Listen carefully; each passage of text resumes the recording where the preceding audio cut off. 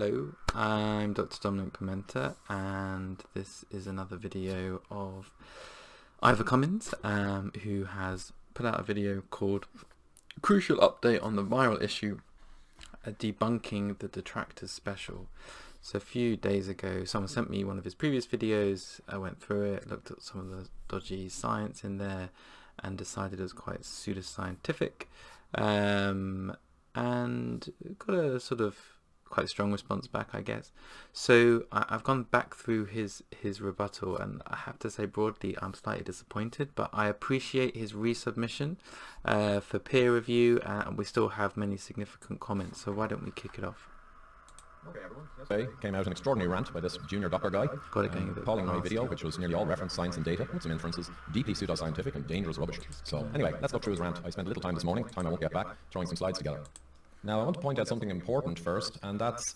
So he starts off by pointing out that everything he says is inferences, and rather than listening to him sort of justify his unevidenced claims in the middle of a pandemic, which I think is pretty dangerous, I thought I'd just put up this, so the definition of pseudoscience. So consists of statements, beliefs or practices that are claimed to be both scientific and factual, but are incompatible with the scientific method, which is observation, hypothesis, experiment, review and peer review.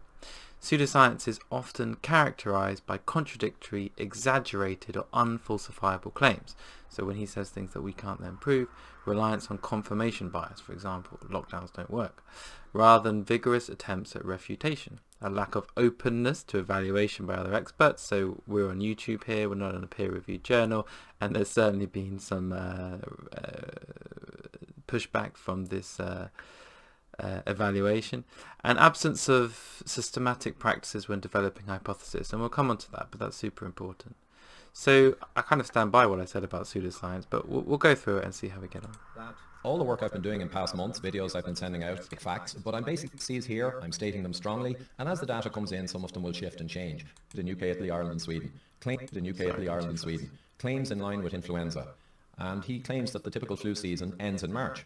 What he's missing entirely, of course, is that the respiratory season goes from fall through to spring.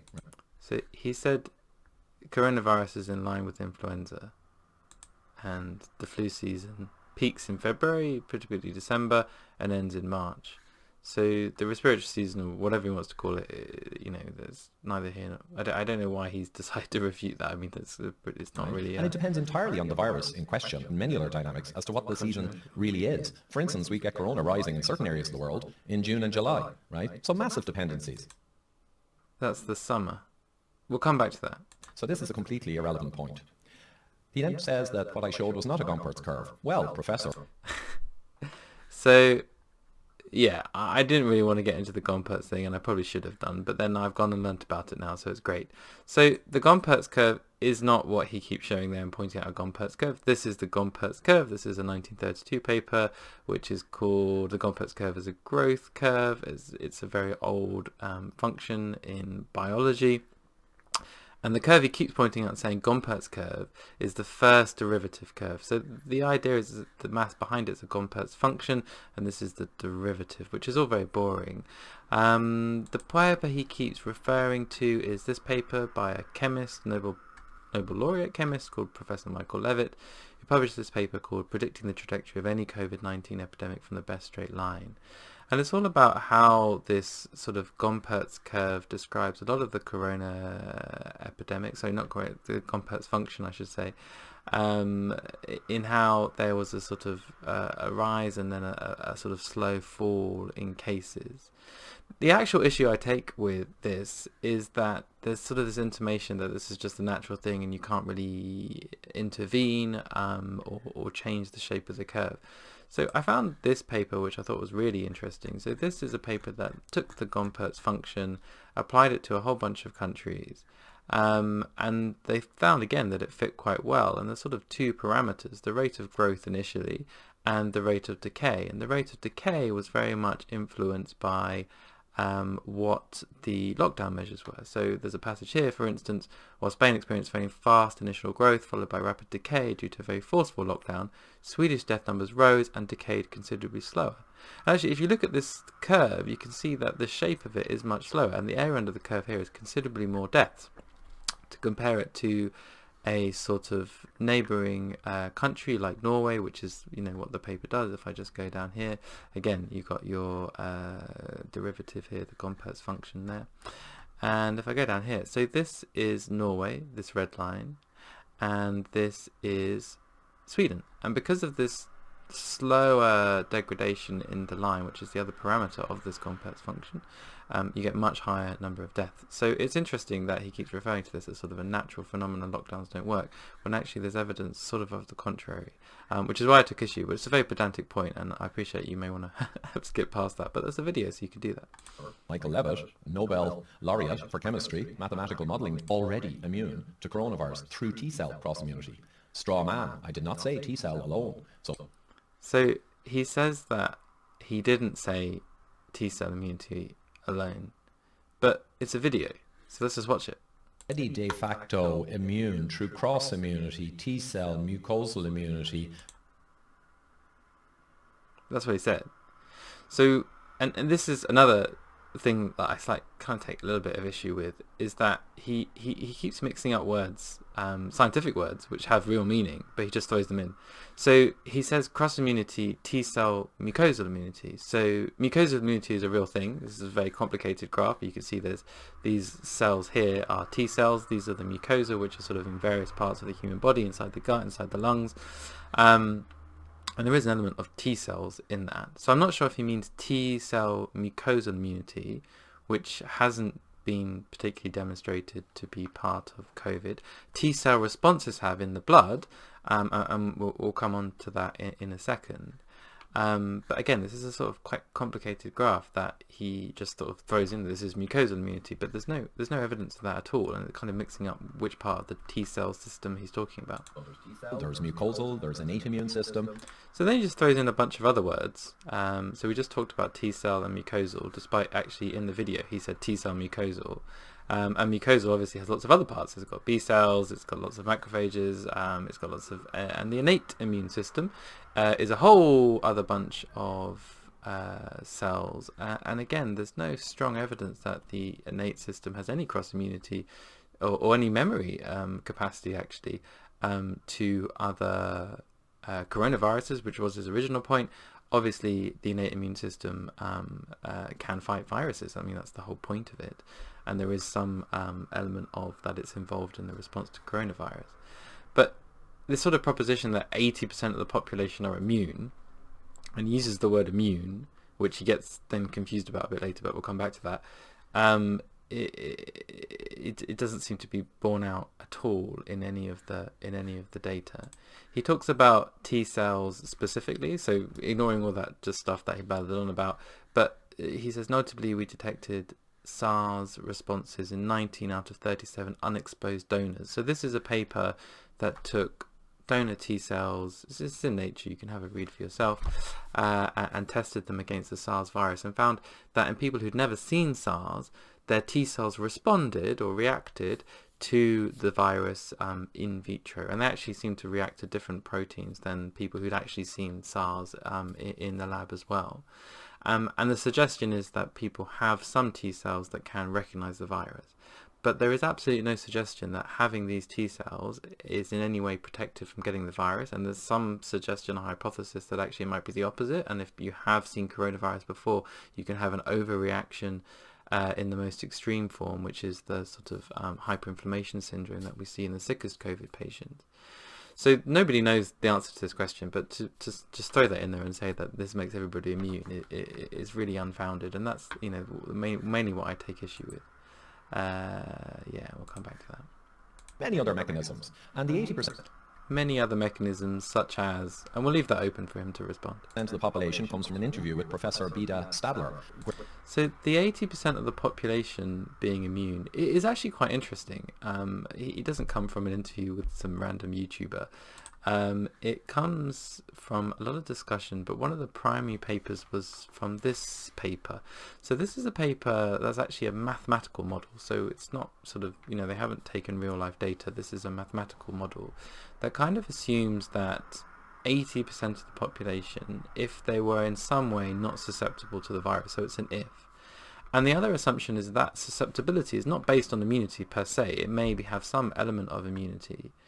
But also they talk about whether or not it's about exposure. So if you imagine that, say you have a virus that travels through the working population, but can't actually access people who are staying at home or socially distancing, for example, or, normally accesses kids, for example, as the primary population that it goes through, but they're all at home or the schools are closed. So it's interesting because actually this paper sort of proposes that there's groups of the population who the virus won't get to. So actually the herd, as it per se, is a lot smaller, and then it passes through that group and they become immune. Again, this is a mathematical model, not proven, and also the basis of that sort of susceptibility is not necessarily immunity. And again, this is all hypothesized. But again, to say this is how it all works is a very sort of gross inference, and sort of, again, undermines a lot of the ideas about human intervention, which we'll come back to, but specifically about how you reduce exposure, which is kind of the whole point of taking those social distancing measures. Where he referred to many publications have come out now elucidating on this. So again, many publications, we should have a look at them and they should be published in a journal, and that's how science works. And also that index cases, people who are symptomatic, who are tracked intensively, generally 80% or often much more of the people they meet with indoors, live with, no masks, don't show any symptoms or have any impact. So it's an 80% is de facto immune. So he keeps using this word de facto immune. So immune means you can't catch it, you can't carry it, you don't then infect others, you don't shed the virus. So that's really important because, if 80% of the population, and we were mixing equally, were generally already immune, and this is the whole, the whole basis of herd immunity. So if you have a population that can't catch the virus, can't spread the virus to other people, then the virus can't move from one to the other. So here's an example of, you've got you've got a healthy population here, and you've got one or two people who are, this is about vaccinations, but if you're immune, and then you've got two people who are infected. So how do you get from that one person to that one person? Well, if the virus can easily go through the whole blue population, it can go all the way to you and obviously spread all the way around.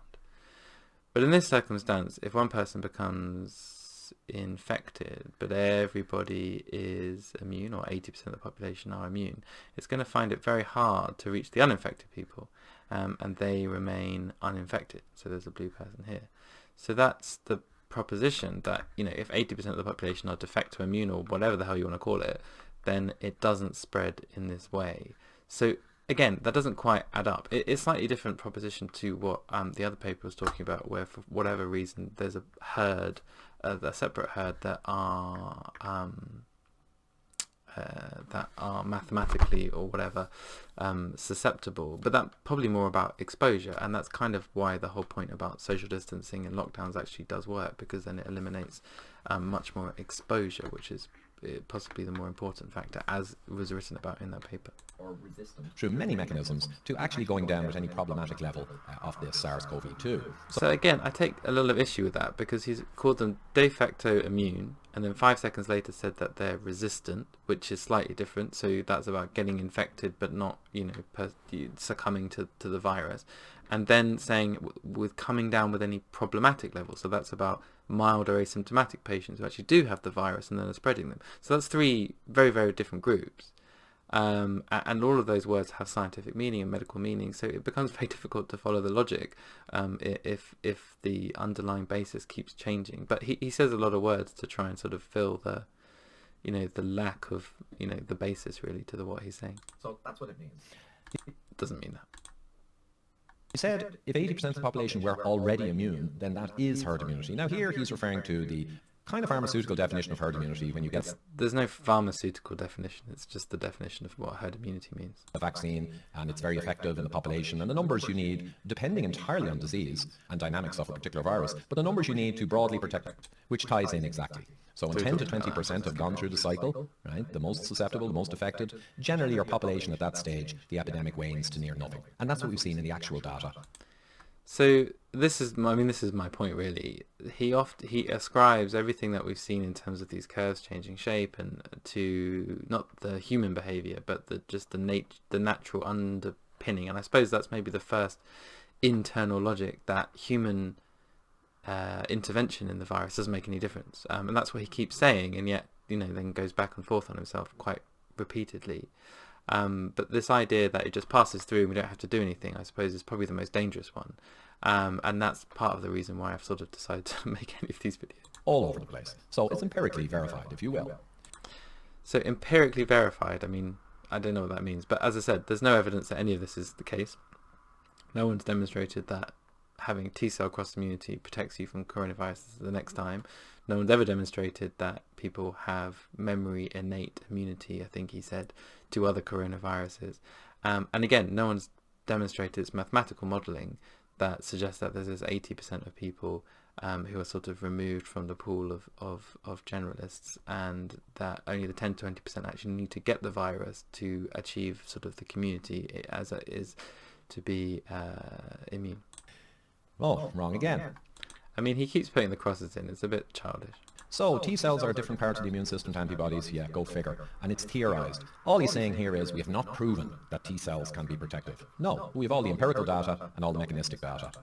That doesn't mean anything, and we don't have any of that data. That's kind of the whole point of what I'm saying. But I don't know what he means by empirical data, other than that he's observed a curve and decided that's due to T-cells, which doesn't make a lot of sense. It may be, it's hypothesized, but the way that he's inferring it specifically about the lack of human intervention being important, I think is the most dangerous and pseudoscientific sort of hypothesis that he keeps putting forward. And that's what we have at the moment. So in a few months we'll have more proof. Maybe, but that's not science. And remember that people are exposed, sometimes up to 60% show a T-cell reaction, and that's all they needed, and they were okay afterwards. So that just means that they were infected and that the virus was fought off, and that's how T-cells work. It doesn't give you any guarantee that those T-cells will protect you the next time. That's the bit that we don't know. Kind of makes the point. Further, some studies have looked at T-cells. We already have to the common cold viruses that circulate, and it's only around 20 to 50% of people, not 80%. Well, there's T-cell, mucosal, IgA antibodies often not tested for, and... So he's just taken my point about T-cell cross-immunity not being that common, sort of 20 to 50% of people in multiple studies like the one I just showed you, and then just said, well, there's mucosal, I can show you mucosal again, what does this mean? There's IgA is over here, it's, part of the mucosal system. It's the IgA antibody, and interestingly we have seen IgA antibody to patients who've had coronavirus, and it may be an important part of protecting the nasal passages and the respiratory passages. But again, no one's ever evidenced that there's existing cross immunity to COVID in IgA, and that's just completely nuts. But he just throws it in there because, I don't know, he just says it, I suppose. Innate immune system. So there's many ways. He just says an innate immune system again, as if that's meaningful. Ways to be de facto immune or to not go down with the disease in any significant way. So those two things are, again, different. One is about immunity, so you don't spread and pass the virus. The other bit about having mild and asymptomatic disease and passing the virus. They're completely different things. And that's really important because we know that 80%, up to 80% of people are asymptomatic, and that makes the virus very difficult to control, which also means that everybody needs to take precautions to not spread it, which is the kind of, that is the crux of this problem. But again, he just sort of throws it all together and then thinks that's acceptable. So again, the straw man of only T-cells being referred to. Which is exactly what he said. And claiming there's no concrete evidence proving this. Well, guess what? We're on our way to that. We can't have evidence for everything. We can't have evidence for everything. Just look at masks, for instance. So, those two, not really relevant.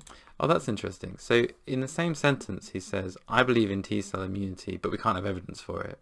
And there's lots of evidence for masks, and we'll definitely come back to that. But then he says, but we can't wear masks because there's no evidence. Again, contradictory pseudoscience. Similarity to previous coronaviruses, we have no idea which proteins from previous coronaviruses are being utilized to give the immunity or the recognition with the human system. Well, we do, because it's in this paper, and you can read it at length if you're interested. But generally it says that The specific sort of N-peptide protein that you react to if you have SARS is different to what your T cells react to if you haven't seen it before, and there is some overlap, but we don't have a strong idea what that means in practice. So this is a general point, but it doesn't in any way negate what I've been saying. It also does, because he specifically said that SARS-CoV-2 is very similar to other coronaviruses when it's not genetically. That's the point that he's putting up, and again misses it. Fourthly, and he goes on about no evidence, he says that Ivor tells us the virus passed through 20% of susceptible. Well, the 20% who have the least cross-immunity, the least ability to knock this thing out of the park. And he says again, it makes no sense if 80% of the population is already immune. So I don't even know what he means here. The 20% and a certain amount of carriers during the rise of the actual epidemic will keep things rolling until Gompertz is fulfilled. Oh wait, hold on. Sorry, I'm going to go back. I know this is a long video already. So this is a general point, but it doesn't in any way negate what I've been saying. Fourthly, and he goes on about no evidence, he says that Ivor tells us the virus passed through 20% of susceptible. Well, the 20% who have the least cross-immunity, the least ability to knock this thing out of the park. And he says again, it makes no sense if 80% of the population is already immune. So I don't even know what he means here. The 20% and a certain amount of carriers during the... So he says 20% plus a certain amount of carriers. So carriers implies people who are asymptomatic with no symptoms but are still infectious, which up until this point we hadn't really discussed. So there's carriers but they aren't immune, they aren't part of the 80%. So we've sort of run out of numbers, right? So if 80% are de facto immune, that means they can't carry the virus. 20% are the susceptibles. So where are these extra carriers from? What else does he say? Rise of the actual epidemic will keep things rolling until Gompertz is fulfilled. So then he says until Gompertz is fulfilled. Again, so that this curve is an inevitability when actually it just describes the up and down, this derivative curve.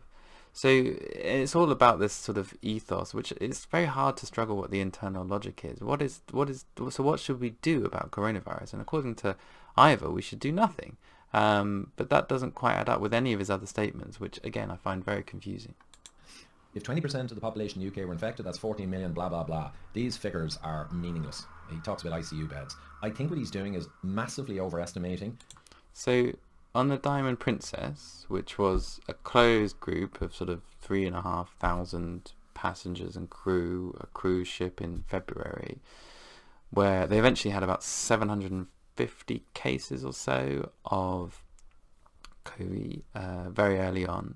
4.5% of them needed intensive care. So that's where that number comes from, because it's probably the only realistic time that we could really measure a population, although they were slightly older, but then there was also some crew who were younger included in that, and the average age I believe was about 68, so maybe slightly high.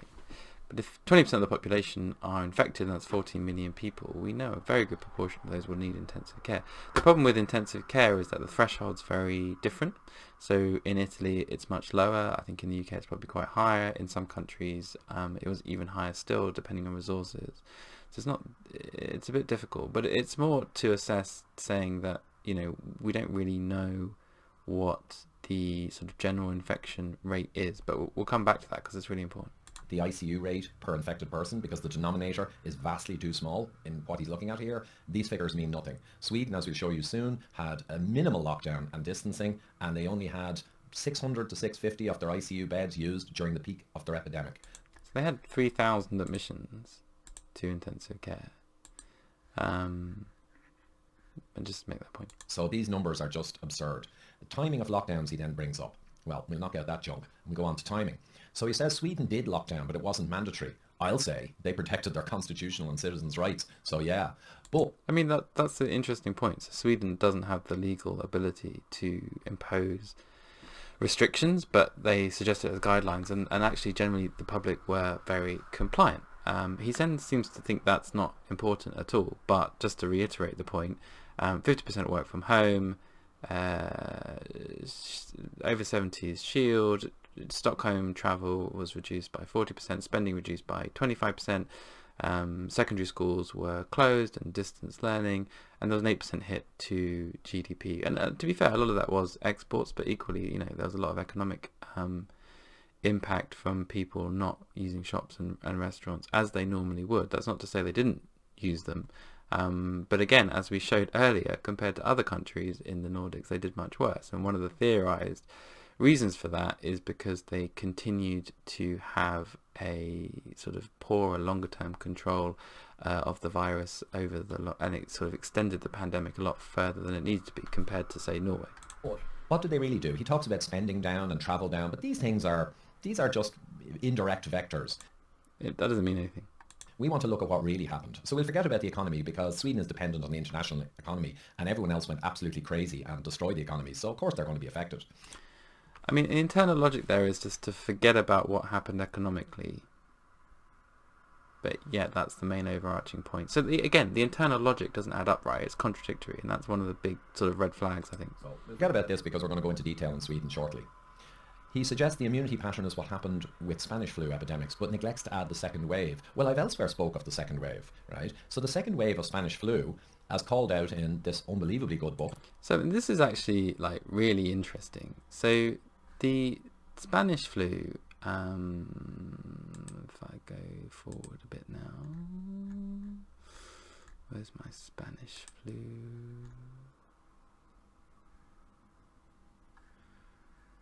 I thought we can talk more about IFR for some reason. Yeah, so this is a great article from the CDC that talked about the Spanish flu. So Spanish flu came in 3 waves, which is extremely unusual. And I kind of took issue with this because he pointed at a graph of the Spanish flu saying that this is just what happens when you get immunity and it gets better, like the last pandemic. Except the Spanish flu had 3 waves, so the idea that everybody was immune and that's why it went away doesn't really quite add up. And to be honest, nobody really knows why we had 3 waves of Spanish flu, but they were devastating. And they occurred all together over a year. So the first thing to say is very unlikely to be 3 separate viruses because it was just too short a time for the virus to mutate, find sort of selection bias with lots of immune people in the population, and then find dominance again.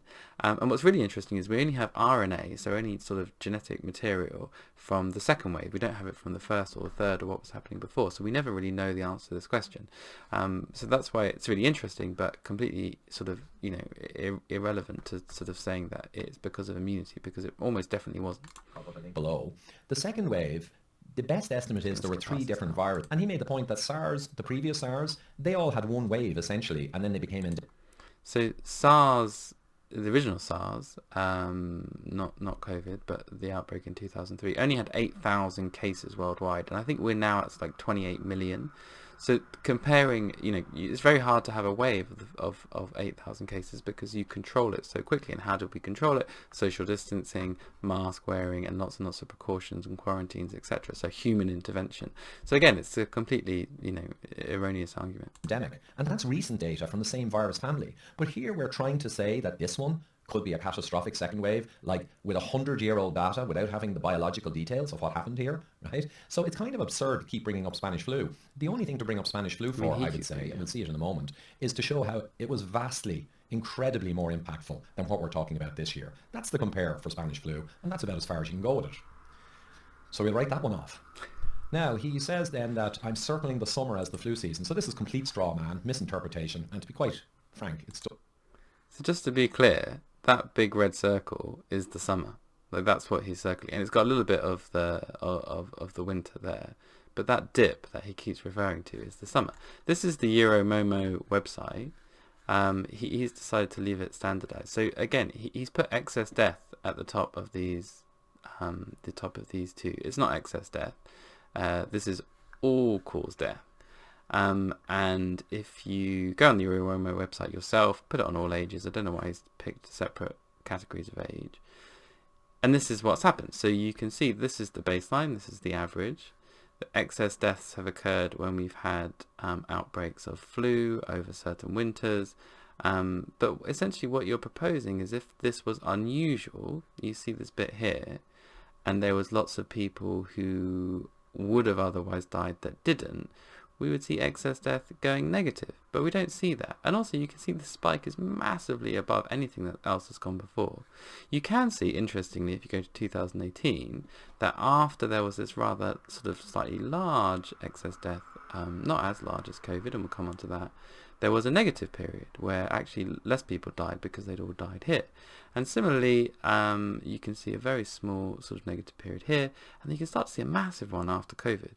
So there is an effect of sort of after the fact, but we don't actually see that before COVID, and I think that's really important. The second thing is he talks about excess mortality, but MoMo does that for you, so I don't know why he decided to add it on other than to make some erroneous point. But if you look here, 2020 excess death for all of Europe on MoMo is about roughly twice what it was in 2018. So the fact that he wants to sort of put those two together is slightly odd, I think. And 2019 was average. Just ludicrous. So I'll blow up, and I was quite clear in all my videos over the past months. We've got previous flu seasons that are fall right through to spring, and they're distinguished by excess mortality over the baseline. So that's not excess mortality, unless he's just deriving that himself, but these are the all-cause death curves. And we had 140,000 excess mortality in 18, 15 was worse, 2000 was worse. But in any case, out here we show corona. And I'm not saying that this is a flu season. I'm showing the long period of normal and no excess death right up to March 2020, so incorporating 2020's flu season.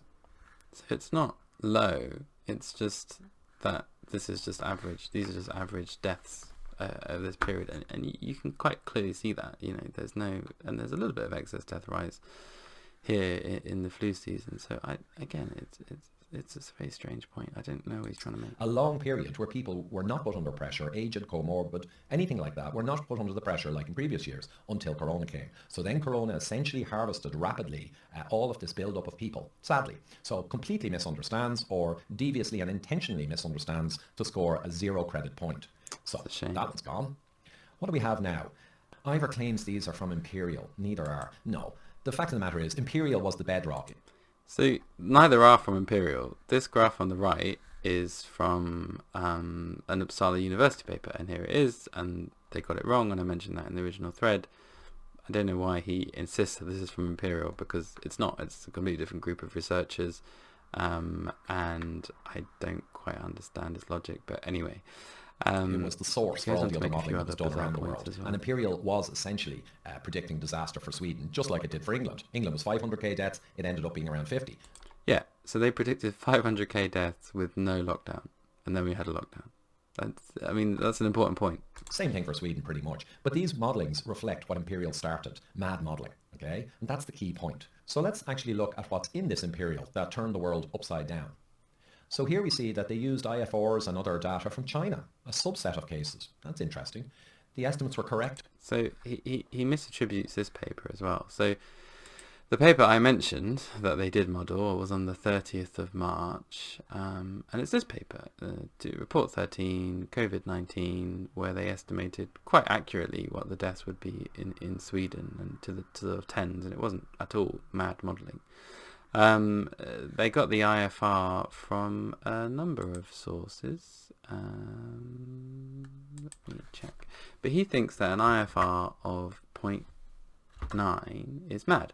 But this is how they clarified the IFR. So yes, they did use this paper, which is actually the paper he's put up, which is a paper by Verity et al., which looked at how to estimate the severity, and they used repatriation data from Chinese repatriates who then died, but that was the starting point, and then there's a whole long paragraph here about how IFR was calculated, and they came out at 0.9%. So now, 6 months later, and this report came out, the IFR is 0.5 to 1% still. That's the consensus data. He thinks it's 0.1%. There's a lot of fact checking here, but one of the most interesting things about it being 0.1%, if we sort of do the numbers, so Ivor here has told us that 20% of the population in the UK were infected. That's 14 million people. So with an IFR of 0.1%, as he says, we should have a deaths of approximately 14,000. But obviously we've had at least 44,000, probably a bit higher, 50, 60,000. So the numbers are out by a factor of 3, even by his own calculations, which again doesn't make any sense. And if he says something else crazy about this. I'm sure they were, and applied to the Great Britain population with an IFR of 0.9%. Now we know it's more like 0.1 at this stage, right? That's not known at all, and certainly that's widely refuted. So, and they assume hospitalization rates, etc. Let's look closer. In their report, the data they were using was So this isn't their report, this is a different paper, which he didn't notice. from China, right? Leveraged some Wuhan passengers, and only 6 people tested positive for COVID. So the basis of their modelling at its core was 6 people out of a few hundred. So it's interesting because I actually went and looked, and so the way that they worked it out, this is this Verity paper. So yes, they took 6 flights, but then somebody else went back and did it again, and they actually looked at 9,000 people repatriated over 56 flights, and I think they had a handful of cases, 60 cases or so, which gave an IFR of about 0.6%, so nearly exactly the same. So it actually shows that it's not modelled on 6 people.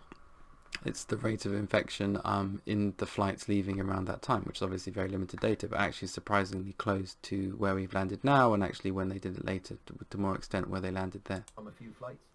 That's quite stunning, isn't it? So there you go. It's amazing how little can turn the world upside down. But it also explains why all of these expectations for Sweden or anywhere were complete junk, because they were built on junk. Just to show you another quote, which I didn't do in the original, here's modelling for Sweden. I mean, I'm going to skip this because he didn't even reference the paper, so there's no point, and he tries to make the same point. Okay, let's look at what next. From Imperial College London. And I remember, it actually came out around June or July, and I read it, and in a few minutes I was horrified. But what they did was, even though it's dated March, they did a revisionist game. So he then claims that Imperial put this paper out on the 29th of March, and then somehow went back and edited it. So it clearly says 30th of March. Also, Imperial published their models, so if you go on their GitHub, you can see when the actual model was released for this particular paper, and it was released again on March 29th. He actually means that they published it in a paper, which takes a reasonable amount of time, so you can't just publish something in Nature straight away. So this is the paper that they actually published in Nature, and that's the paper that came out in June. They went back to their modelling, and they did a paper on what actually happened, and they fitted it back to their modelling. So they actually said, oh look, we're right, because they just twisted and contorted to get the number they wanted. Essentially, that's my feeling on it. But better than me, within a week of this Flaxman paper coming out from Imperial, 2 German professors blew it away, better than I ever could, because they're experts in these kinds of analyses. So these 2 German professors that are experts in these kind of analysis, someone called, let me find my notes, I had to take notes, Stefan Homburg, who's an economist, not an epidemiologist or virologist or doctor in public finance, and Christoph Kubander, who is a professor of psychology. So neither of them are viral experts or epidemiologists, and actually they quote Statistics for Dummies in their paper. That's not a joke, that's legitimately. And they submitted a comment on this paper in Nature, which as far as I can tell was in preprint, so it wasn't peer reviewed or accepted. But apparently that's sufficient to blow the paper away. At a deep level. So you can go to this smoking gun, look that up, and you'll see the full article. But they sent a paper into Nature magazine as a rebuttal, and they showed that the Imperial College Flaxman paper, they assumed the R's constant for each stage of lockdown or distancing, which is kind of insane. They made assumptions to make things go the way they wanted. So again, that's interesting because he's often pushed this idea that, you know, lockdowns and things make no difference. But he then says, assuming that the R stays the same as you go through stages of lockdown, and actually it seems to accept then that the R does move as you do social distancing. Therefore, human intervention can change the spread of the virus and exposure, which would mean that, you know, by that logic, if you took it to its extreme, that lockdowns do actually work if you did it in isolation. There's a different argument if there's a relative benefit to locking down if you're already social distancing, but that's the subtlety to it. But subtlety is not the strong point here. So what Professor Homburg in Germany, in this paper, the rebuttal, showed was that a lockdown, when you use Imperial's 23-day from infection, right, to where there's a mortality or death, they showed that the growth factor of the new deaths was right down when the lockdown effectively became real in Great Britain. Oh, is this Great Britain? I thought this was in Germany. Oh, anyway, but there was some elements here. So the 16th of March to the 24th of March, there were a fair amount of social distancing guidelines, reductions in travel. Certainly I was working in London throughout every single day, and there was a massive difference from one week to the end. And then when the full lockdown came in, it wasn't really a surprise to most people. And again, it's COVID deaths, which isn't the sort of best marker. If you actually look at hospitalizations, see if I can find it now. I'm going to mess up my presentation now. So the lockdown in the UK came on the 24th of March. And then 2 weeks later would be around here when cases started to fall again. So hospitalizations is probably the better metric, because deaths is very much dependent on your age group, where you are, if you get admitted to ITU or not. And where I worked in intensive care, we could keep somebody alive, on a bypass machine, on an ECMO bypass machine, on a kidney replacement machine, and a ventilator, almost indefinitely. And we certainly had patients on there for 8-9 weeks. But if you denied that treatment, then that wasn't available to you, then you wouldn't live if you needed it. So deaths aren't a great metric really to assess any impact really. The cases would be good if you have a very good functioning test system and you can keep an eye on how cases are going up. But hospitalisation is probably the most objective, unless there's some other barrier in the system to that. And there was a response. So it's kind of crazy. The way they did this paper. The other thing, fascinatingly, they did essentially is they claimed that UK had the low death rate compared to what it would have had because they did hard lockdowns, and the same for the other countries, right, and Belgium. But for Sweden, they claimed they got the same essential result of very low death rates, relatively, by limiting crowds to 50 people. So this paper is just almost meaningless. So again, Sweden worked from home 50%, banned early mass gatherings, closed their schools, and took advice to socially distance and stay a metre apart, as he showed in that video. So the idea that none of these things made a difference is completely nuts. And remember, there are countries with hard lockdowns with very low death rates. There are countries with hard lockdowns with massive death rates, like Belgium. So the whole thing is meaningless. We'll just show here Germany as well. Another case. This is the Koch Institute, and this is Professor Homburg's paper. So this is interesting because Germany reports, I think this is the same curve. I've tried to take it from the same day. So the first two things to say are the R wave on any given day is estimated from what was worked out from what was happening 2 weeks ago. So because you need to work out from cases and mortality what the R is doing. But obviously on any given day the R will change. So between the 9th and the 16th of March, Germany took extraordinary number of measures. Nurseries were closed, there was general advice to not travel. So before lockdown there was quite a lot of encouraged social distancing, etc., which obviously made a big difference to the R. And again, the fact that the lockdown came in, well, at this point they wouldn't have known what the R at that time was, because it's not possible to work out, and they only would have had the R for 2 weeks ago, and 2 weeks prior to that it was about 3. So in that time period it doesn't seem unreasonable. The second thing is you need to get the R below 1. So if you lock down if you keep the R at 1 and you have loads and loads and loads of cases, then what you will find is that you continue to have loads and loads of cases because one person will infect one person. It won't go down by itself. So you need to have the R below 1, 0.9, 0.8, and the lower below 1 it goes, the faster the infection goes down and stops infecting people. And it's exactly what you saw in Sweden, where they didn't go down very fast. So that rate of decay on the Gompertz function is part of the way that you can sort of save lives, reduce death. So actually, it says it didn't do anything here, but actually you can see that even by standards 2 weeks beyond that, you can see that the R starts to go down further, and that's how you get cases down. If you don't do that, cases don't go down, they just keep going. Pull it out. I had this back in April, I think, and you can see here that the effective lockdown impact point, the R value was already right down at 1, and it didn't change afterwards. So there's so many papers showing this, right, and publications, but people want to cherry pick Imperial stuff, right? They were wrong at the start. Guess what? They do more papers. They're wrong, but you keep cherry picking them. I have a link I'll put down below to around 5 published papers explaining that lockdown had little or no impact against people's intuition, and a few articles as well that did go out in the mainstream media, and articles from people at universities. So you can peruse those if you want to see the real reality around the mathematics of this and the logic.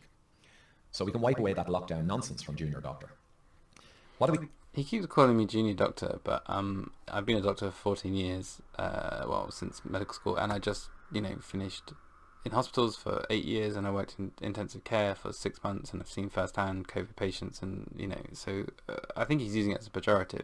The term junior doctor just means any grade before consultancy. So as I said, I've been training in medicine for 14 years, And I don't know if Ivor's ever trained in anything medical ever.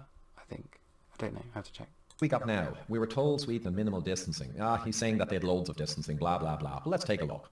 So here we have right in the middle of their epidemic. Epidemic's long gone, but right in the middle, what were they doing in terms of distancing? So he's just going to show a video now, which is funny because later he says observational data is crap and we're just going to make us watch a video. But actually at the end of the video, so I'm just going to skip to the end of the video. So people are in hairdressers, yes, and as I talked about that was a sort of decreased ability to socially distance. Socially distance. But it was breathy tones of terror. Hold on, I think I'm cut out. COVID-19 is going to be around for a while, and society must find a way to live with it. So, no forced lockdown. Instead, an emphasis on personal responsibility. Please work from home, keep to yourself in public. The official rule in bars and restaurants is stay an arm's length apart. No gatherings of more than 50 people. Elementary and middle schools are still open, while most high school students and college students study at home. And there we are. So again, they took social distancing measures, and you can see that in the statistics. 50% of people work from home, lots of schools and things were closed. And it was not mandated and not enforced. But to be honest, I'm not particularly aware of any, well, I don't know, maybe there was enforcements in this country, even though it was the law. And as the statistics show that there was a very good degree of social distancing, it was soft, and actually compared to other countries, they had much worse mortality possibly as a result, which is one way to interpret the data, and he's obviously interpreted it another way. You have it. And that was the CNN reporter who went there, and you can look up the article, but it was breathy tones of terror that these guys are heading for Armageddon. Just look at them. I mean, they're hardly even distancing. They're all going to have a massive rise in death in the coming months. But we know what happened. Nothing happened. They were the same as everyone else, right? So keep that in mind when people tell you that Sweden locked down, right? Keep the reality in mind. So the reality is the numbers. This is a picture. Okay, so we can blow that one out of the water. Now, he's still going on about Sweden. He's saying it looks like 15% immunity, but those things are from antibody tests, and they're picking up IgG antibodies. What about IgA, right? What about innate? What about IgA? What about T-cell immunity? What about the true measures of prevalence of people who are exposed and what? So T-cell immunity is probably a very interesting prevalence, but again, no study's done it, so we don't know. So all we know is these prevalence data from serology, which range from 1% of people infected, study in Croatia, to 40% in Austria. So we don't know, but even by the own numbers, they don't quite add up. 0.1% mortality doesn't quite add up with the death that we've seen. So there's a lot of guesstimation here. Walked away from this, right? Nothing. So antibody data, and that's been used all over the world. Okay? Antibody tests, varying specificity, varying capability, all used to indicate that very few people even got infected. So an R value that's very high, much higher than flu, came into Europe, right? Multiple countries, we have the data in November, December 19, and right up until March, no one did anything, and it spread like wildfire. But yeah, we've only got a few percent people actually got it. So again, I'd refer you to Hope Simpson's book, to dormancy of these viruses, seasonal effects, and actually better understand what's going on with this. So he says it's... So he starts talking about seasonal effects, and then you have to go back and question the logic, right? So if 80% of people are de facto immune from coronaviruses from previous cross immunity, and only 10 to 20% of people can get it, and 20% of people did get it as he said in the first slide, and then it burnt out once herd immunity had been achieved, then there's nobody left for the next season, right? Unless he's saying that immunity isn't that long lasting, which is a very real worry. But if that is the case, then we should be doing a lot more now, which again doesn't quite make any sense. So the whole seasonality thing doesn't quite add up with the way that he described the virus in the first sort of beginning. So that's slightly odd. Rubbish, but it's actually rubbish from him. Here's Sweden. I'm going to show the graph I showed again, and just to illustrate, you've seen the video, right? You've seen the video of back here in May of how the Swedes were getting ahead with life, right? Doing some measures, bit of hygiene, bit of distancing, a meter at the... Then you look at deaths from SARS-CoV-2, and you don't just ignore all the influenza and other pathogens. We shall see. And I'll remind you again of that video. It's very important, guys. Facts and reality are still important, even in a post-science world of 2020. One other quick look at Sweden. I want to remind you that although there were nearly 6,000 deaths, and we can explain largely why. So I just explained this, but essentially the way that you write death certificates, at least in the UK, is you write what the contributing factor is on 1B, and then you write at the top what you think 1A, the main sort of cause of death is. So if someone with COVID dies of a heart attack, you put a heart attack at the top, and COVID is contributing. It's still a COVID death, because otherwise they wouldn't have had the heart attack, and that's what the nature of the death certificate is, but there's a lot of data like this saying that actually it's only the people that had written COVID right at the top. But, there's lots of mechanisms from death in COVID: respiratory failure, kidney failure, heart failure. I made that point in the previous video. Very open definition. Any death within 30, not so much, right? So he's talking here about infection fatality rates of 0.6. Oh. So this is interesting. So the Spanish flu had an infection fatality rate of 0.6, as we've talked about in multiple times. The WHO estimate the IFR of COVID is approximately 0.5 to 1% on the Diamond Princess, which was again a closed ship. The IFR was actually a bit higher; it was about 2%, but that sort of fits with the slightly average age, which was about 68.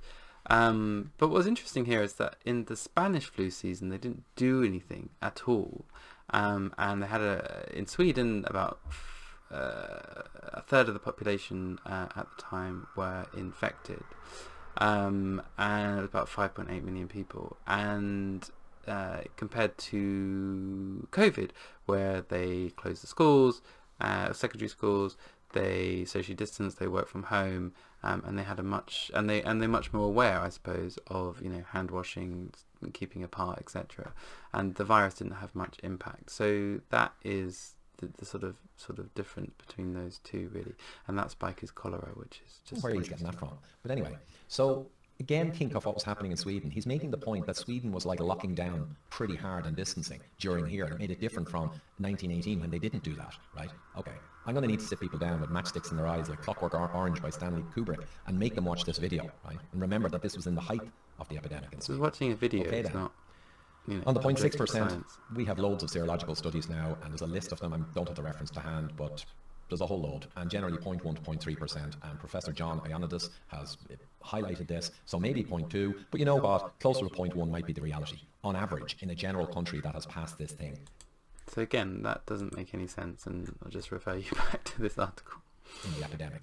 And if you think about it, Sweden, as an example, is around 0.056% population fatality rate, and you can see that they've passed this, and they're at 0.056.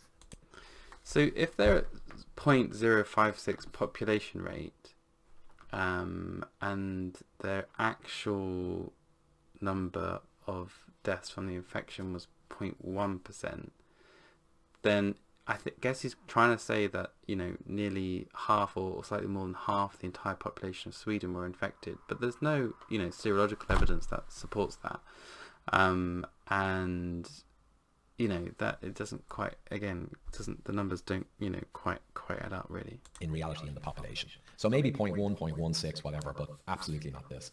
This is false. So gone.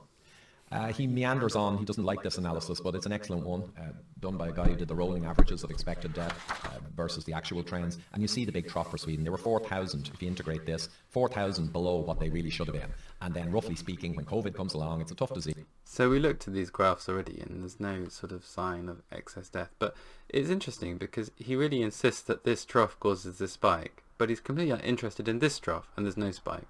Or this trough and there's no similar spike, or this trough and there's no similar spike, or this trough and there's no similar spike. So it's kind of a meaningless argument. But again, if you want to, you can go on the MoMo graphs and you can see there's no negative excess death beforehand, so it doesn't quite add up.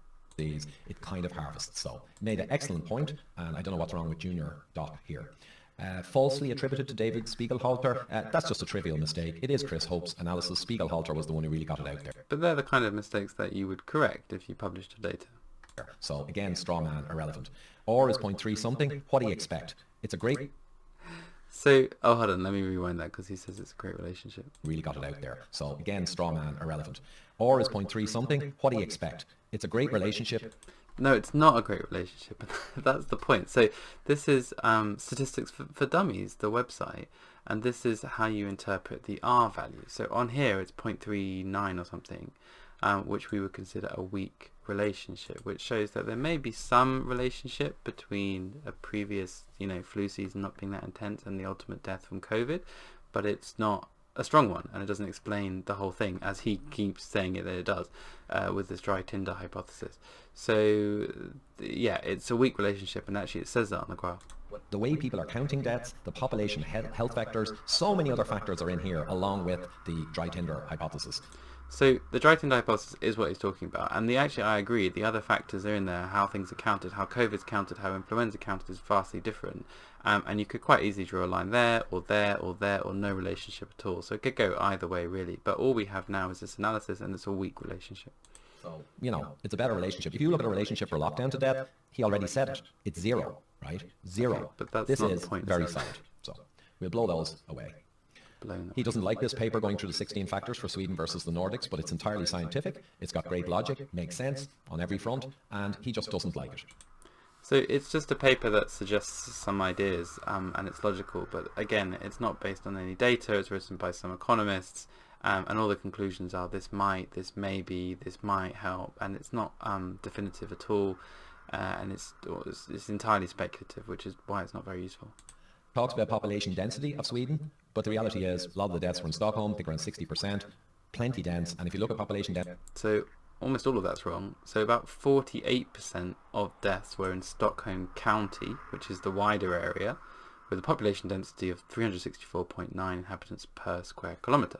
About 20% were in Stockholm City, which is more dense, 4,800 people per square kilometre, but it's not either as dense as London, which is 5,700.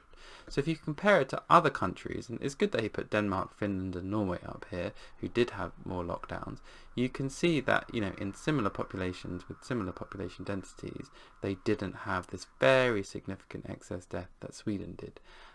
This point here about did lockdown have an effect, I don't know why he's pointing this marker here, because he already said that Sweden didn't have a lockdown, so that doesn't make sense, but all of these two did, and they didn't show that there was any, it didn't show that excess rise, so they protected their population. You could also infer from the same graphs, which obviously he maybe didn't spot. Density across the world, very poor correlations. The other thing that he doesn't realise perhaps is someone did an analysis of the Nordics versus Sweden, and they looked at when measures began to be put in, and these are the red bars because you need to wait around 23 days. So we also found a paper with analysis of Sweden versus Norway, and we found on the typical Gompertz function a reduction in cumulative excess death from their COVID measures from their better lockdown. So again, there's another side to this, and he just really doesn't after a measure is decided to actually see any effect on mortality, and this is using MoMo all-cause mortality, so it's solid data, not the test stuff.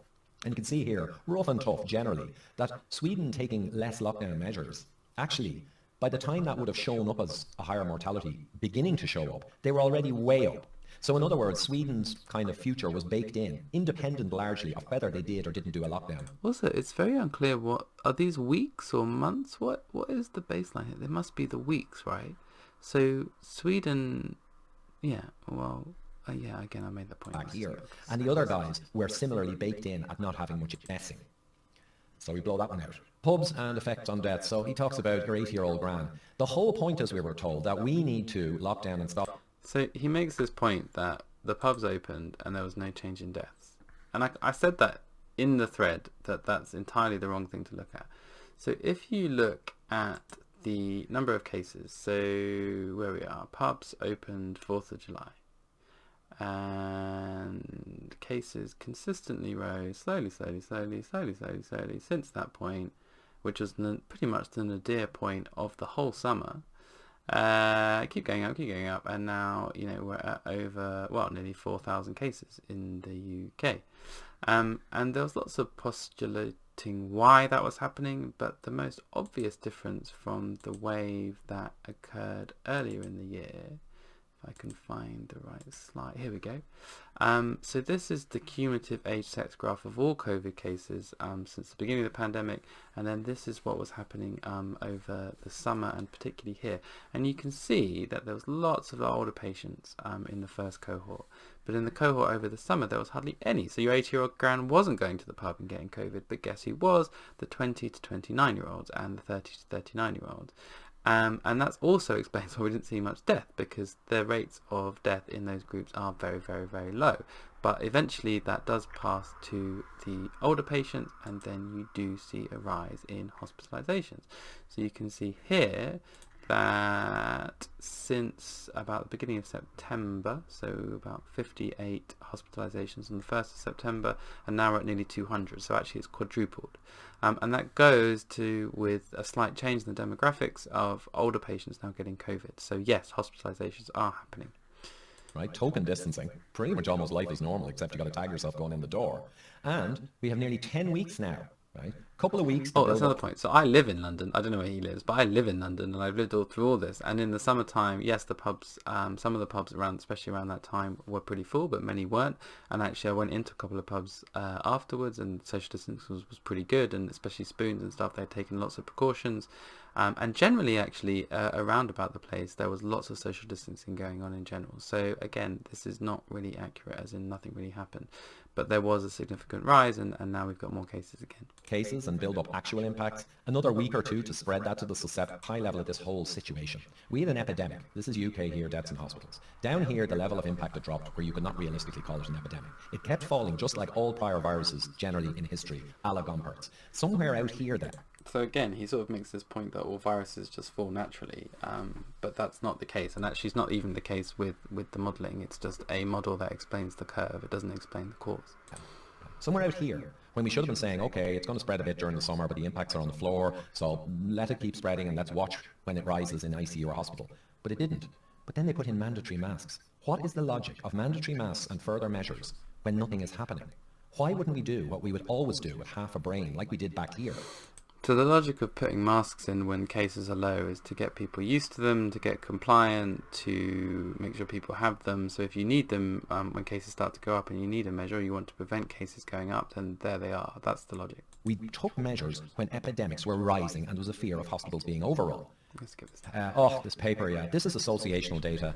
The papers on lockdown have shown no link lockdown to death in all the analysis. Oh, and this sorry. one brings up also shows no link to death.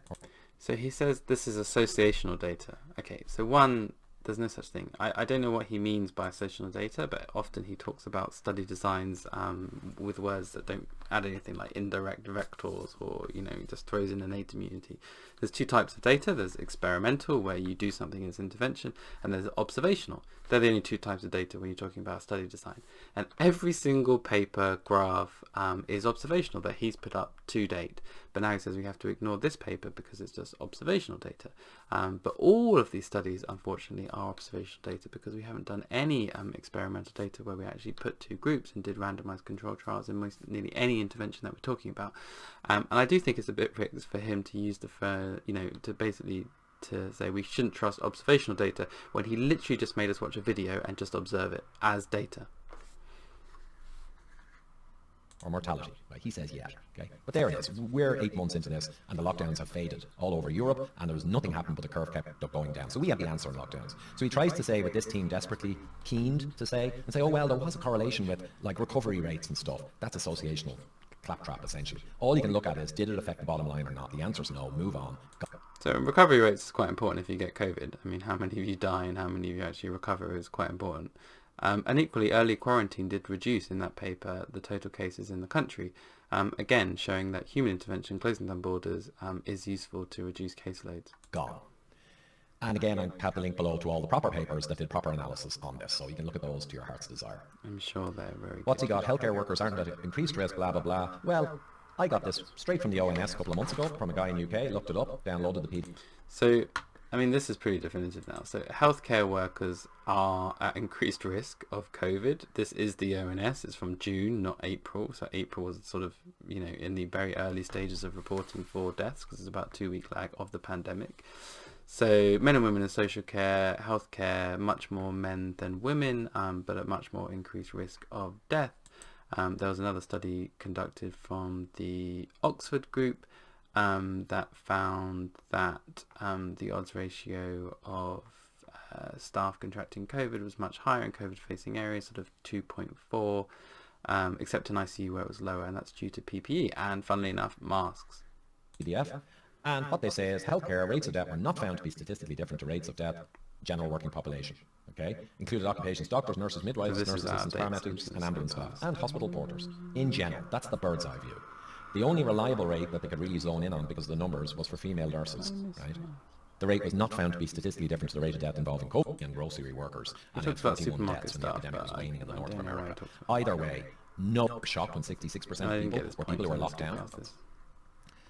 Oh, this is tiring. It is. No evidence they prevent. Oh, masks. Here we go. This is an associational study. So in mid-2000. So again, he calls it an association study. It's not. This is a systematic review where you look at all the papers that have been published on a single subject and you try and synthesize them in the data to work out if there's a good topic. And a really good example of that is steroids in pregnancy, and it was one of the first systematic reviews, and it showed actually steroids in pregnancy were very protective for the baby in early pregnancy and saved a lot of lives. So it's a very good process. Then he also goes on to say that this is all just some stuff they made up in a couple of weeks. No, this is actually 2 decades worth of observational studies of mask use in SARS, MERS and COVID. And it's the combination of that was recommended and published in The Lancet that actually masks are effective. But again, he dismisses this as observational data, despite we've just sat through hours of my life, him just looking at graphs and observing different trends without any hypothesis or any mathematical backing to any of that, and without any experimental data. But apparently when it comes to masks, we have to dismiss all of that. 2020, for the first time in 30 years, the science that always said that they were near useless for viral transmission was overturned with a bunch of associational and mechanistic studies. Sorry. I mean, associational and mechanistic are not words that we would use in terms of study design. I've never heard them in my life, and I can't find any evidence that that's the case. You don't overturn decades of science with a few weeks of funded and, I would say, biased studies. So this is 2 decades worth of studies from the original SARS outbreak in 2003. Forget it, unless you have an agenda. So here's just one review. I might link it below. 2000. Here's just one review. This is really funny. So John Hardy is a dentist, and he wrote in Oral Health magazine, which is an online Canadian dentistry magazine, and he wrote this article, Why Face Masks Don't Work. And if you try and find it now, it's been taken down, probably because lots of people went and tried to read it.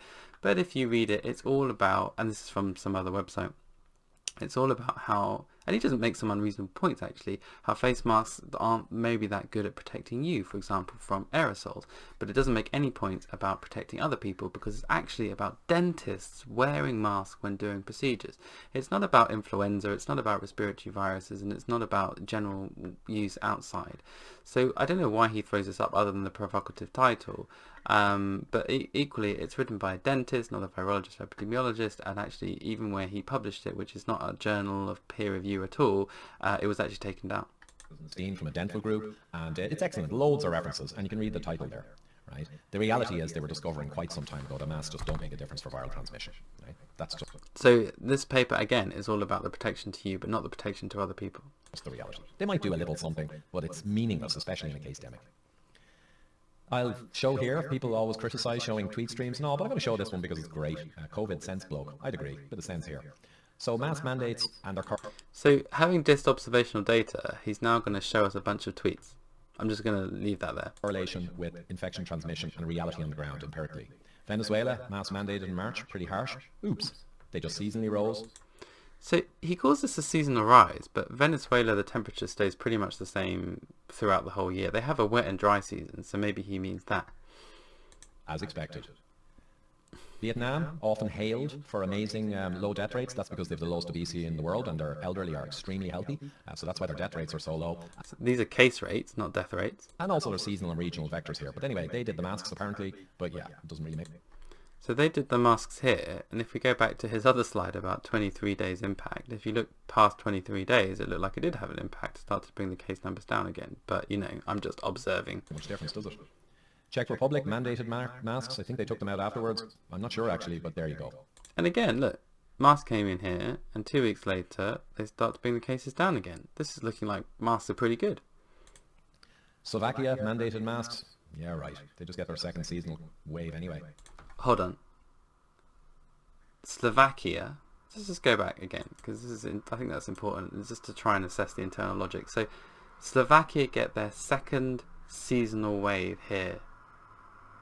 So Slovakia is in Northern Europe, It would be a northern temperate zone. This would be considered their flu season, even though it's March and April, by Ivor's logic. So what is this second seasonal wave? We didn't hear about any second news. This is their summertime now. So again, that doesn't make any sense. He's just thrown that in there. And I think he says the same thing for... Right. They just get their second seasonal wave anyway. Bosnia, same thing. Bosnia is also in Europe, Central Europe, and again, this is the summertime. Colombia, whoa, not so good. I don't know what happened there. Cuba, similarly, dynamic. Again, masks came in, 2 weeks later cases come down. Masks look great. He's making a really good case for masks. Independent of masks. Morocco, same. El Salvador, yeah. Argentina, very high mask compliance indeed. So the issue here is that the masks are just one element of virus control, and you have no idea what else is going on, and it would take days to unpick. And actually, there's no analysis here. These are just pictures. There you go. Seasonally driven off the virome. Ignore. You keep saying the virome as well. So the virome is like the genome, right? So it's like you have loads of different genes. We call it the genome. You have lots of different bugs on you. We call it the microbiome. And the virome is all the different viruses. So the virome actually refers to all viruses that human beings can possibly get. So that's the human virome. So I don't know why he keeps saying the rise of the virome, because the virome just means what the viruses are around. Again, it doesn't make any sense. Philippines, same. And I forget. Oh, Israel. Yeah, Israel went mask crazy recently, but it's following the virome. So there you are. Now, also, I might just add in terms of masks, I showed a load of countries where they brought them in even beyond these, and the R curves, and there was no impact on the R curves following the mask mandate. So that's another view of looking at it. But anyway, I just thought I'd add this one. Oh, what's he doing? I'm going to summarise. So yeah, he doesn't like seasonality. He's blathering on about T-cell again. I mean, he's just disproved his own seasonality theory, and also his seasonality theory sort of directly contradicts with the fact that he's told everyone we're immune, and he doesn't seem to be bothered that the two things don't add up. Forget it. Seasonality is massively established, and anyway, the amount of T-cell, mucosal, IgA, innate immunity that exists that's better in 80% of the population. So you just said T-cell, mucosal, IgA, none of which has been mentioned. So he's just throwing all these words out again, but again, there's no reference to that. If you add it all together, it doesn't change seasonality, because seasonality is the rise of the virome, and when it rises, it will take out the people who are susceptible with least. It doesn't make any sense. Immunity, so you'll see your curves. Case-demic, he doesn't like case-demic. He goes on about Britain not doing more tests, and he acknowledges that tests can be picking up dead virus. So what I said in case-demic is it's dead virus, it's genuine false positive, and it's real positives. It's a hodgepodge mix. But the key thing is, if there isn't an impact, you're in a case-demic. If there isn't an epidemic impact in your ICUs and hospitals, you're in a case-demic, right? But just because he said the testing hadn't changed, I thought I'd do a quick poll on the UK data and get... So we've sort of been through this, but just to reiterate really. So if you look at testing, and you take a time point here, so the 1st of August, so the pillars 1 and 2 in this country are the swab test, the swab PCR test. This is actually all tests, so it's a bit confusing. So on the 1st of August, 2nd of August, we did 130,000, and on the 1st or whatever it was, 6th of September, we did 166,000. So there was a slight rise, about 50%. But if you look at the cases between those two time points, so in 1st of August we had something about, just double check, I think it was about 500 cases, 600 cases, sorry, 494 cases in England. And then by the 6th of September we had 2,000 cases, and actually that went up to 3,500, so an increase of 7-fold. So despite being 50% more swabs, slightly increased, the cases have essentially exponentially increased above that. So it's not explained by increased testing, and certainly it's not also explained by a case-demic, because we are having impact in our hospitals, and I've shown you this before, but I'll show you it again just to emphasize the point. 2 days ago we had 200 admissions in England in COVID, and only 2 weeks ago we only had 50, so that's quadrupled. So these are significant rises, especially at the beginning of a pandemic, beginning of an exponential curve. So this whole idea that here's when the epidemic ended back at the end of May coming into June, and what did they do from then? Their test rate was maybe around 60,000-70,000. Well, this double hospital. Well, remember, we got to be careful what's really driving that. And anyway, we're coming into the autumn and we're going to see increases. Oh, hold on, sorry, I skipped too fast. Let me listen to this bit. Wipe that one away. What's this? Second wave. Hospitalization's gone up. UK, yeah. Well, they were extremely low, so they've gone up to triple and double hospital. But remember, we've got to be careful what's really driving that. And anyway, we're coming into the autumn and we're going to see increases. But we're going to... Just to be really clear about that. So first of all, they're COVID patients because they get, by the criteria of hospitalization, and it's been updated since March as well, they get a test for COVID when they're coming into hospital, so they're admitted for COVID, number one.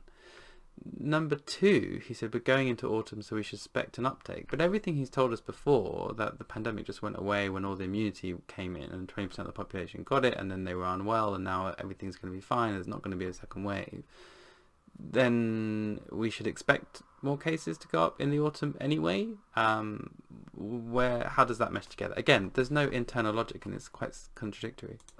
Bigger than 2018 season mortality. Well, again, why do we need to say it's bigger? We're looking at COVID mortality. We're not looking at all-cause mortality. Is he saying that we're not going to be able to diagnose COVID this time? I'm really unclear what he's talking about. Right. 2018 also had overrun hospitals in England for influenza in the January. Huge excess deaths of 2018. And unfortunately, our hospitals have been overrun statistically every single year since 2015 in the NHS has been the worst winter crisis on record. And I'm not quite sure what point he's making. Hospitals under severe pressure. First hand I have that from ICU doctors in the UK.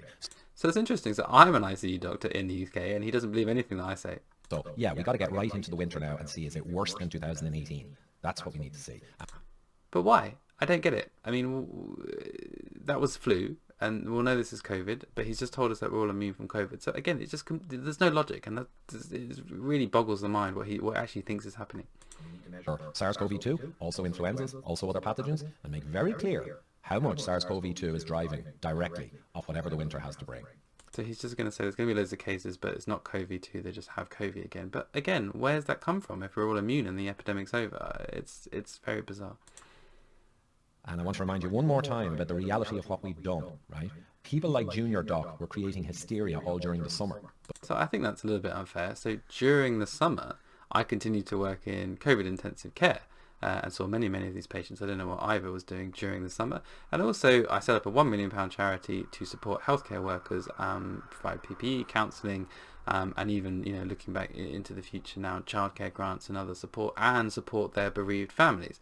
So no, I wasn't creating hysteria. I was actually trying to do my bit. I don't know what Ivor was doing.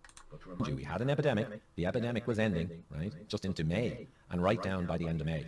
Yeah, we put in mandatory masks here and all kinds of restrictions when the curve was flat, right? We didn't put more restrictions in here. We did say masks, but we opened everything up, which is probably the problem. Where's the flatten the curve that we were talking about back here that made some kind of sense? Gone. We want to unflatten. We want to flatten the curve below zero, huh? So just think the logic. And I think a lot of this as well is to keep a public perception for months until we get to the winter and we get some ICU and mortality. Keep the public perception thinking in epidemic terms right when it's gone away for months. So call me cynical, but that's something I'd consider. And again, roughly lined up, here's the testing. When the deaths and the effects fell away, ironically, the testing went up by over a factor of 3 over these couple of months. So he's not lined them up right, because this is June over here. But again, we just looked at that. The case rises were from here to here, and there was a very minor rise in testing. Okay. Oh, we'll have to watch the advert now. That looks good. A reminder as well, SARS-CoV-2 in light green here. We know this from the Glasgow study. So So that's not SARS-CoV-2, because this is 2005, 6, 7, 8, 9, 10, 11, 12, 13. So God help us if that was COVID all those years. This is, I assume, a whole bunch of common cold viruses, and this is one of the coronaviruses, common cold viruses. I'm not quite sure what point he's making here. If you show the winter periods, the light green has a lot higher prevalence. So we're going to see more coronavirus in the winter. This isn't rocket science. Why? Why would we see more coronavirus in the winter if it's over? If it's over in Sweden and the UK and everyone has immunity, and why is COVID coming back then? Again, the internal logic just doesn't make any sense. And in the summer you see lower levels. Duh, right? So we're going to see plenty of COVID-2, maybe other ones, circulating in the winter. But we've got to be very careful that we don't over-attribute the normal winter, susceptible people and aged and, infirm, or people who've become very unwell over the 6 months running up to winter, who've declined. There's going to be a lot of people at risk of many things. We've got to be extremely careful not to try and dump them all at SARS-CoV-2's door. Hold on, just to go back to that. So now he's expecting lots of people to get sick in the winter, But actually, by his own logic, all of those people should have died in the first, the first wave that we've had, because there's a massive spike in excess mortality. So we should be looking at a huge trough this winter, and nobody should die if Ivor's predictions are right and he can interpret those graphs. So again, it's self-contradictory. But let's see what happens. Be watching, guys. Be watching carefully. A little on the case demic again, because poor junior doc doesn't seem to have any grasp of it. So I'm just going to bring it. So I've looked after swine flu. I don't know how many cases Ivor has. Again through the first case demic in 2009. We had the swine flu, the H1N1, but they had a new PCR technology which we're seeing hyper used in the last few months closely, very closely. But we'll see. So that's a case demic. This here is just blather talking about fellow men. So he's dismissed this as blather, but I'm going to come back to my original point. So we are in a public health emergency. Dabbling in pseudoscience and encouraging people to ignore guidelines, to degrade trust, to misunderstand the science, to pretend that everything is okay and to breed complacency is incredibly dangerous and incredibly insulting, if I'm honest, to all of the people that have lost loved ones due to the first wave, and potentially all the people that are going to lose loved ones in the winter if the worst case scenario does happen, and these hospitalizations keep going up and deaths will follow. That's kind of inevitable. So I mean, we've kind of been through it. He doesn't make a lot of sense. He says a lot of rubbish. He cherry picks the science and misunderstands a lot of it, and I think actually reads a lot of the papers, because a lot of the science stuff comes out in the media and then he talks about it, and then he kind of puts it all together in this quite reassuring fashion, but that doesn't really stack up or make sense. I'm still not quite clear what he thinks is going to happen with COVID in the winter. Are we going to see more COVID? But I thought we were immune, and what does the immunity mean? The story doesn't really hang together, but from my point of view as a doctor, the story is quite simple. We have a new virus, it's respiratory, it's pretty dangerous, it's killed a lot of people, it could kill a lot of people more. It hasn't gone through a vast amount of us to all the effects that we hear. I hope maybe I'm wrong, and honest to God, I hope I am wrong and there's no problems.